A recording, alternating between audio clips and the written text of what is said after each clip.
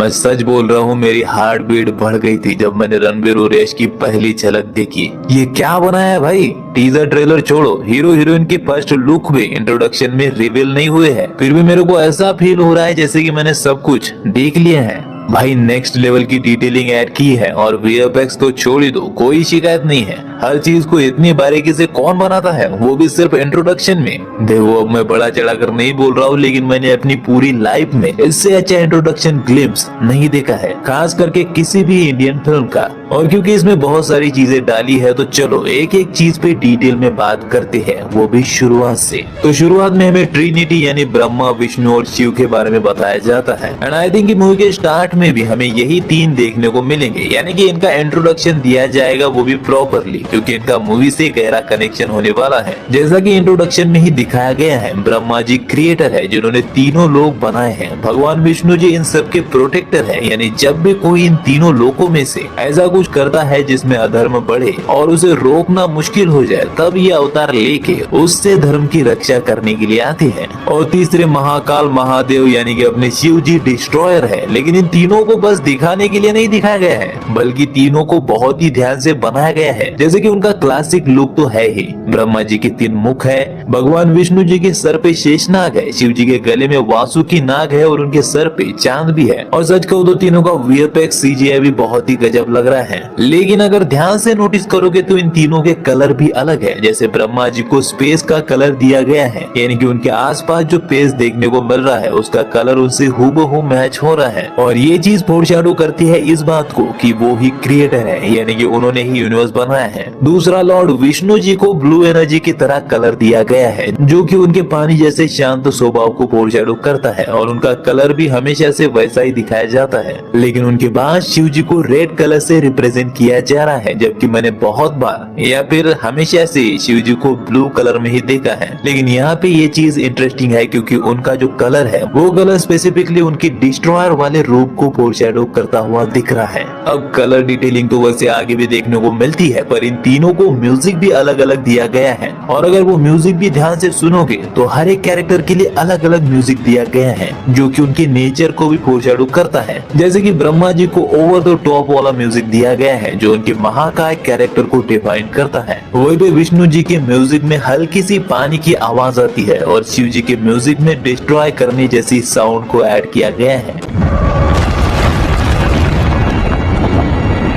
इस म्यूजिक वाली चीज से और कलर थीम से ये समझ में आ जाता है कि ये मजाक के मूड में बिल्कुल नहीं है, मामला सीरियस है। मतलब सिर्फ धर्म के नाम पे हमें चॉकलेट खिला के पैसे कमाने की कोशिश नहीं हो रही है, बल्कि ये वाकई में सिनेमा को कुछ देना चाहते हैं, वो भी हिंदू धर्म के हर बारीक चीज को ध्यान में रखते हुए, जो कि टेक्स्ट से ही पता चलता है। जहाँ पे इन्होंने रामायण कितना पुराना है, इस पे कितने लोग बिलीव करते हैं, सब कुछ डिटेल में लिखा है। और वैसे भी यार जब हांस जिमर और AR रहमान साथ हो तो म्यूजिक में इतनी डिटेलिंग तो देखने को मिलेगी ही। इन्होंने इंट्रोडक्शन के हर शॉट में ऐसा म्यूजिक डाला है कि इस ग्लिम्स के इतने अच्छे होने का 50% क्रेडिट मैं म्यूजिक को ही देना चाहूंगा। और वैसे भी मैं अभी से ही इनके मैजिकल ब्लेंड को सुनने के लिए बेकरार हूँ। वैसे अब मैं समझ चुका हूँ कि आखिर क्यों यश ने इतने हिट होने के बाद भी एक नेगेटिव रोल करने के लिए हाँ कहा, क्योंकि ये सिर्फ भगवान राम की ही कहानी नहीं है, बल्कि ग्लिम्स से ये साफ पता चलता है, यानी कि दोनों की बराबरी की कहानी दिखाई जाएगी। जैसे कि दोनों आमने सामने क्यों आए, रावण इतना ज्ञानी हो के भी अधर्मी कैसे बना, और भी रावण के बारे में हमें कुछ ऐसा पता चलेगा जो कि हमने आज से पहले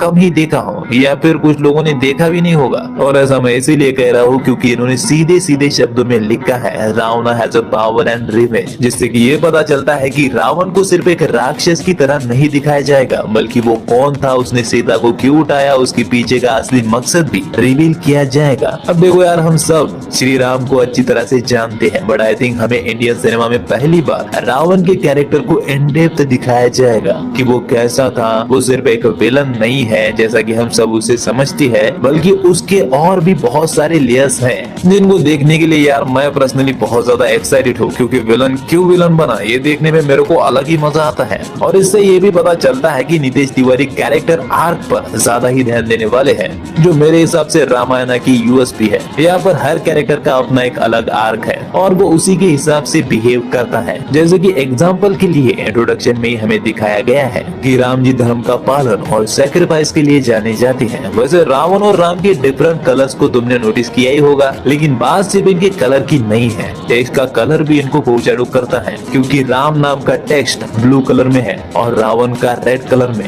एंड दैट इज अमेजिंग। इन्होंने बहुत ही बारीकी से डिटेलिंग की है। वैसे डिटेलिंग तो आगे भी हुई है, जहाँ आकाश को रिवील करते हुए हमें ओम नाम पर गोल्डन कलर में की गई नक्काशी में सारा रामायण ही दिखाया जाता है, जिसमें पहले तो रावण और राम दिखते हैं, उसके बाद सीता माता और फिर हनुमान जी। वैसे जितना लोग यश को एज अ रावण और रणबीर को एज अ राम देखकर खुश है, उतना ही साई पल्लवी और हनुमान जी से दुखी है। आई मीन की साई पल्लवी की सीता बनने पर और सनी देओल के हनुमान जी बनने पर दुखी है। और देखो सच को तो प्रॉब्लम तो मुझे भी लग रही है, क्योंकि सनी देओल की जो लास्ट फिल्म आई है उससे साफ पता चल जाता है कि उनकी फिजिक अब पहले जैसी नहीं रही और उनकी एज भी हनुमान जी के रोल के लिए थोड़ी सी बड़ी फील हो रही है। पर देखो मुझे डायरेक्टर पे भरोसा है, जो इंसान अपना करियर दाव पे लगा के इंडिया की सबसे बड़ी फिल्म बना रहा है, जिसमें उसने इंडिया के बेस्ट एक्टर्स को कास्ट किए हैं, वो इतने इम्पोर्टेंट रोल को लेकर गलती तो नहीं करेगा। पर फिर भी मुझे ये भी याद आता है कि गलतियां तो इंसान से ही होती है। इसीलिए यार मुझे लगता है अभी से ख्याली पुलाव पकाने का कोई फायदा नहीं है। अभी से हेट या फिर लव ज्यादा मत दो, प्रमोशनल मटेरियल बाहर आने दो, फिर इस पे हम खुल के बात कर पाएंगे और कौन किस कैरेक्टर में कितना फिट बैठ रहा है इस चीज को भी अच्छी तरह से जज कर सकेंगे।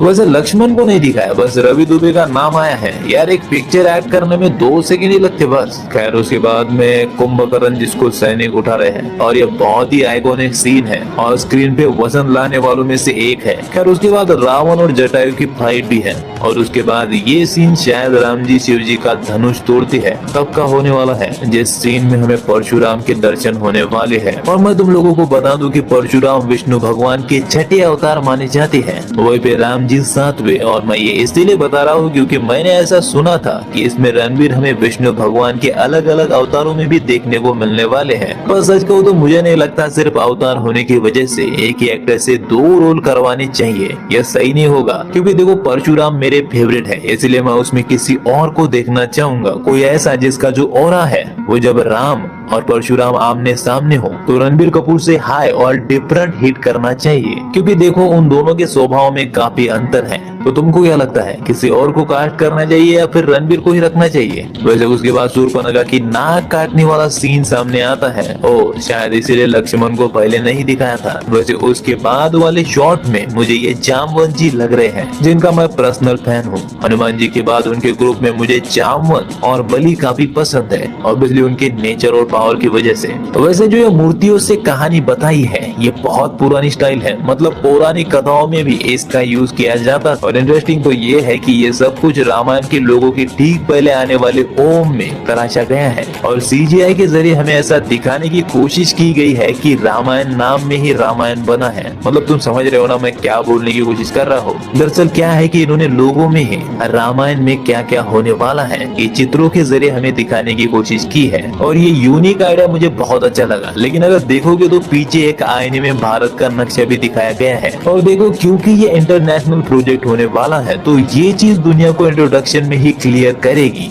कि ये सब भारत में हुआ था। और चीजों को इतने क्रिएटिवली दिखाने का आइडिया जिस भी बंदे के दिमाग में आया है वो बेशक तारीफ के काबिल है। कभी मौका मिलेगा तो मैं जरूर करूंगा तारीफ। खैर तो अब आते हैं हम सबकी आंखें जिनको देखने के लिए तरस गई थी उन दोनों के शॉट पे। हालांकि लास्ट के सीन में हमें यश और रणबीर का चेहरा नहीं दिखाया गया है और मुझे नहीं लगता कि लंका काली है, क्योंकि हमने एक काली लंका पहले भी देख रखी है। तो आई थिंक ये जो रावण का सीन है ये किसी और जगह का होने वाला है। पर यार ये जंगल में इतने बड़े पेड़ से कूद के तीर चलाने वाला सीन दिखाता है कि नीतीश तिवारी ने इसको कितने बड़े स्केल पे विजुअलाइज किया है। और इसमें जो सिनेमाटोग्राफी हमें देखने को मिलने वाली है किस तरह से सबकी आंखें फाड़ के रख देगी। आई मीन इसको जरा ध्यान से देखो यार, सिर्फ नॉर्मल तीर चलाने वाले सीन को अगर कोई इतने बड़े स्केल पे विजुअलाइज कर सकता है अपने दिमाग पे और फिर उसे प्रॉपरली पर्दे पे उतार सकता है तो जरा सोचो रामायण में कितने बड़े बड़े फाइट सीक्वेंसेस और नॉर्मल सीक्वेंसेस भरे पड़े हैं, जैसे कि हनुमान जी का पर्वत उठा के लाना या फिर लंका जलाना,